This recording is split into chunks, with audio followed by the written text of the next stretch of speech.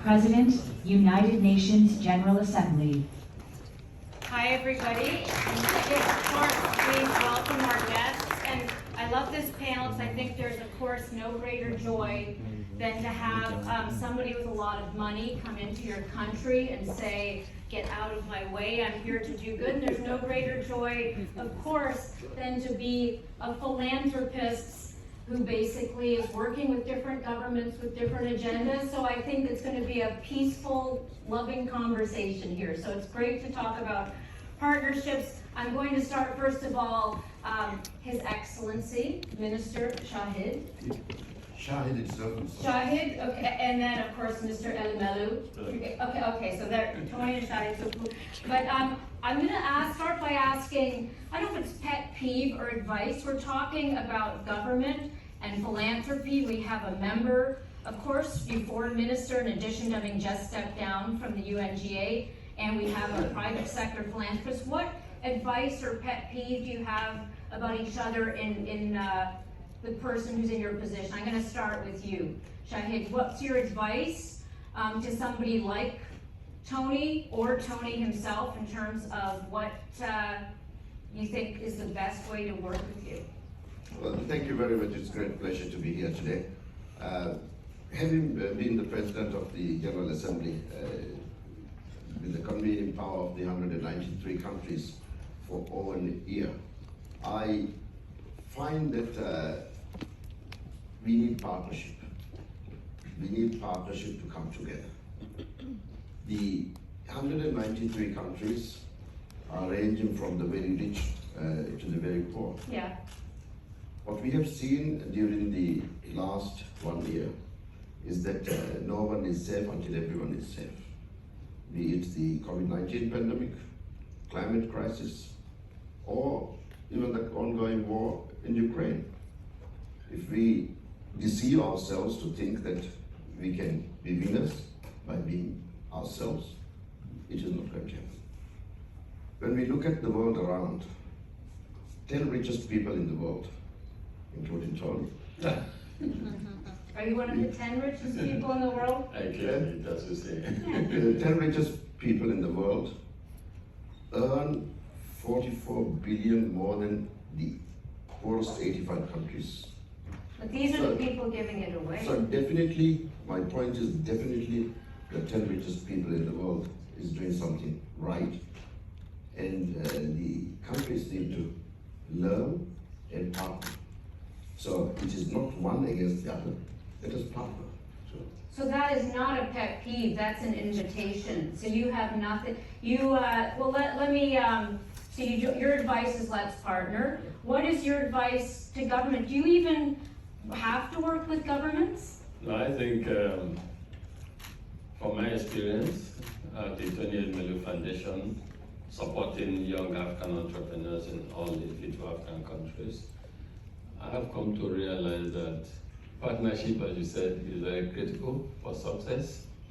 But more importantly, we need government to help to create the enabling environment that will allow young entrepreneurs to succeed. We also, as private sector president, would like to see government embrace private sector and see them as partners and collaborators and not be scared or feel threatened by private sector. I think in line with what His Excellency I think working together, coming together to create an enabling environment that will enable people to succeed, and also realizing as public sector and government that the future of the world, to a large extent, is in the hands of our young ones. Therefore, prioritizing the young global citizens, the young ones, will help the world go far, will help us have more peace, more prosperity, and growth and inclusive society that will make all of us happier in the future. So that will be my message for government. Embrace the young ones, prioritize them, and as my friend Shahid said, let's work together for a better future. If I may, Yeah, please. just pick up on Tony, if I may, Yes, where you have left, talking about young people. Today, the world has 1.8 billion youth. Yep. And this is the largest youth population humanity has ever seen.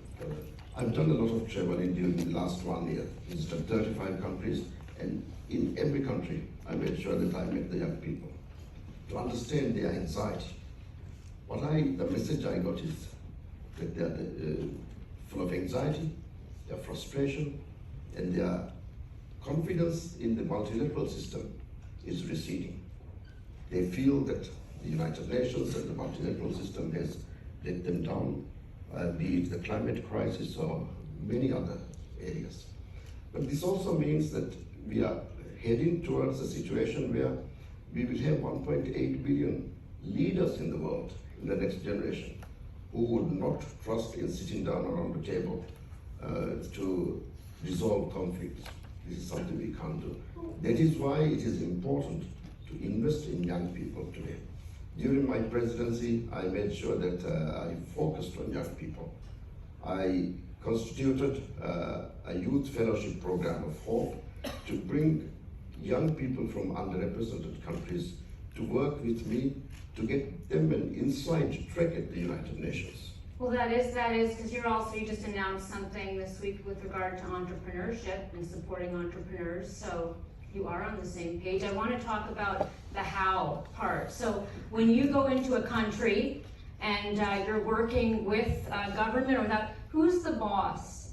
Who's the boss? Like if I'm in the Maldives and I'm doing work with young people, who should they see as the boss? I'm working for, the Tony Elumelu Foundation. Should I engage with government? Do I need to? I've got plenty of things to do on the ground. Well, if you come to the Maldives, you would automatically feel the people are the boss. Yeah. And they elect the government. Good answer. Yeah. They elect the government, and it is always good to engage with the government so that there is no misunderstanding at any level. Again, coming to the United Nations, there is a lot of hesitancy in engaging with civil society and private sector and academia. But again, my experience during the last 1 year is that this engagement enriches our debate. It enlightens us. How do you feel having stepped down? Oh my God, it's relieved. Relieved? Yes. Relieved. Every morning I stand in front of the mirror and I feel taller. Because the weight of the 193 is no more. Yeah. Now you're just foreign minister, which is another pressure in itself. Of a small country. Oh, but still. Or a large ocean state. Well, let me ask about, so you deal with, Pan-African agenda, and when you are talking, what is the ideal role of government? You said creating the conditions, but governments change all the time, conditions change all the time. Your agenda is fairly consistent. So what have been your experiences? Let me tell you what we do at the Tony Elumelu Foundation. As I said earlier, we support young African entrepreneurs because we see poverty as a threat to all of us, and we believe that ultimate prosperity and development of the continent lies in our young ones. And so every year we identify young Africans who are talented but have limited access to capital. And then we select 1,000 of them, we give them non-refundable seed capital of $5,000 each, and then we train them for 12 weeks, and at the end of training, we appoint mentors for them, and we kind of set them free and then monitor their performance, etc. Now, what role do we see for government in all of this? First is for government to help us create the right environment that will enable these young entrepreneurs to own the future of Africa lies in, to help them succeed. They will not succeed if they don't have access to electricity. If they don't have that environment, do you not go in the country? No, so what we do is advocacy. You can't force government to do what they don't want to do, but we try to make government realize that there's a direct correlation between the success of their own people, young people, and the ultimate objective of government to make life more affordable and improve standard of living for their people. So we want them to see that there's harmony between what government says to do and what we are trying to do for government, and for the people. So from our experience, that is so critical. And we try to cut the chase and go to the last mile. We don't believe in going through middle men. Right, so to you're speak. not going to invest in creating the, you know, the power grid. You want that in place, you're going to invest in. No, we do all. Right now in our group, we generate a lot of electricity, about 2,000 megawatts of electricity capacity we have in our group, which is the highest in one of the countries in Africa, Nigeria. But beyond that is, instead of going through the middleman, go straight to the end, the people who need the last mile. And these are the Who are the young- middlemen? I mean, you have consultants who feed off. Any the consultants in the audience here? No, so it's, No, but they are good. They serve their own Good purpose. consultants. They serve their own Good purpose. consultants. But what we try to do is to make sure that the young ones who need Right, it capital, goes right, access it to goes. capital, who need the training, that they have access to those things. And so, to a large extent, government is critical, but critical for the point of view of having to create the right environment that will attract capital to come in, so that you can deal with this sort of infrastructure, but more importantly, enable the small-scale enterprise, the women, the young ones to succeed. They cannot succeed if they don't have basic infrastructure. do you agree? The importance of directly connecting up with the youth, I agree. Then I know that you wanted us to correlate a little, but you've got the wrong people. We almost share the same hairstyle. So I agree with the importance of directly connecting to the people. It is also a fact that at the United Nations we have come to set the international stage to reach these ultimate goals. For example, the 2030 Agenda on Of course, Sustainable yeah. Development. Yeah. So these are targets where the philanthropists could look into. In each and every country, we have agreed where and how far we have gone. By the start of the COVID pandemic, the LDCs and the LLDCs, landlocked countries and the small island developing countries, we were already off track in achieving the 2030 Yeah. sustainable SDGs because of lack of resources. But then during the COVID-19, the meager resources that we had, we were forced to allocate it to combating COVID-19. So the entire equation has now changed. And this is an area where concerted effort through partnership, we can really make progress. Yeah. You know, one thing, and we will take questions from the audience. By the way, the monitor's not on, so we're just going to talk for a few hours here, if you don't mind. But but I want to ask, because you know we are here in the United States. You know, I've lived in Asia and Africa. I'm curious about the perceptions that you feel there are about your country, your continent, in terms of, especially when philanthropists from Europe, the U.S. come to those areas. What's been your experience? So, yes, 2 days back, we signed an agreement with U.S.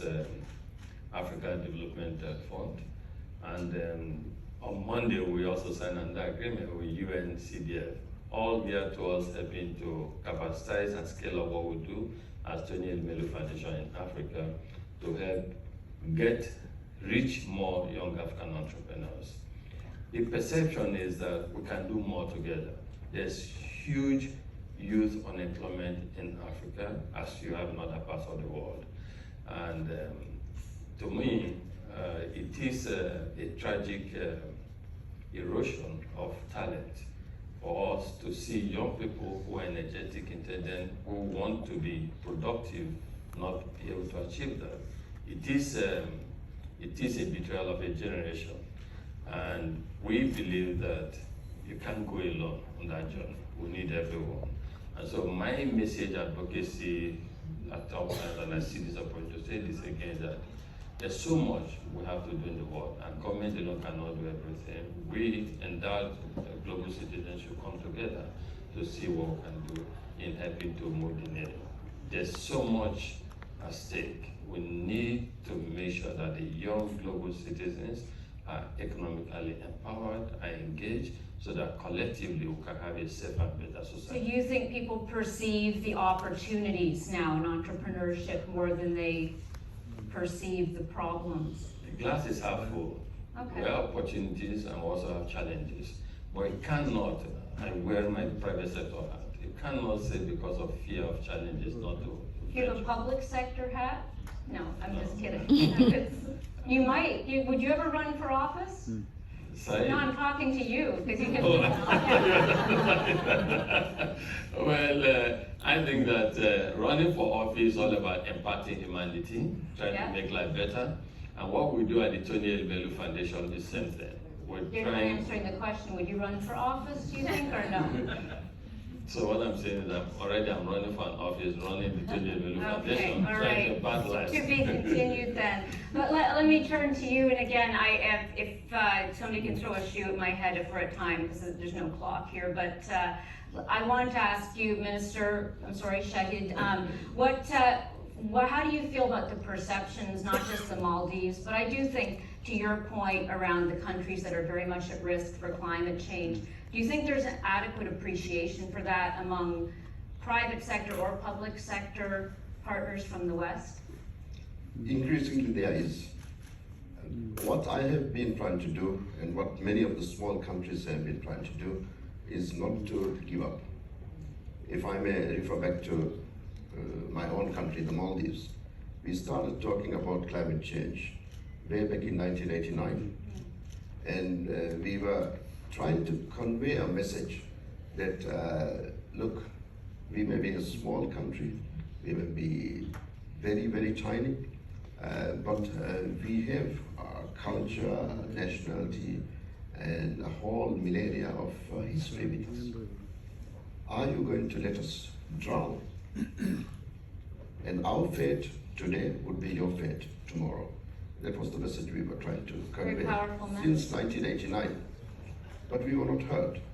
But today, after 4 decades, the world is seeing the message that we were trying to convey.